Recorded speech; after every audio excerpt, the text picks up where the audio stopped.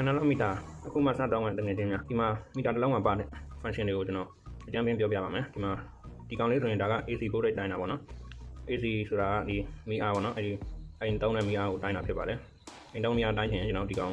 ဒီ250 volt လောက်နေရာမှာထားလိုက်မယ်ထားပြီးမှကျွန်တော်ဒီမီအားကိုတိုင်းလို့ရမှာဖြစ်ပါနော်ကျွန်တော်တုံးတာဒီအုံးတန်ဖိုးပေါ့နော်အုံးစကေးတိုင်းတဲ့နေရာလေးဒီကောင်လေးကတော့အုံးတန်ဖိုးတိုင်းတဲ့ဟာလေးပေါ့နော်ဒီကောင်လေးအဓိကသုံးပါလေပြီးရင်ဒါလေးကပါဒါကတော့ဒီတက်ခဲတွေပါလေ 1.5 volt ကနေ9 volt ထိတိုင်းလို့ရတာပေါ့နော်ဒီမှာတက်ခဲတိုင်းတဲ့ဟာ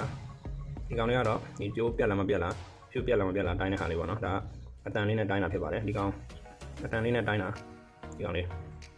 ပြီးသွားရင်ဒီကောင်က DC ampere တိုင်းလို့ရတာပေါ့နော် DC ampere ဆိုတာကျွန်တော်တက်ခဲလောက်ဟိုစားတဲ့ဥစ္စာပေါ့နော်ကျွန်တော်တစ်ခါမှမတိုင်းဘူးပေါ့ဒါပုံမှန်လည်းပြောပြတာကျွန်တော်တစ်ခါမှလည်းမတိုင်းဘူး DC ampere ဒီကောင်ကတော့ DC volt ပေါ့ဒါဘက်ထရီအလုံးကြီးတွေတိုင်းတဲ့ဟာလေးပေါ့နော်ဟုတ်ကဲ့ပါဒီလောက်လေးပါပဲ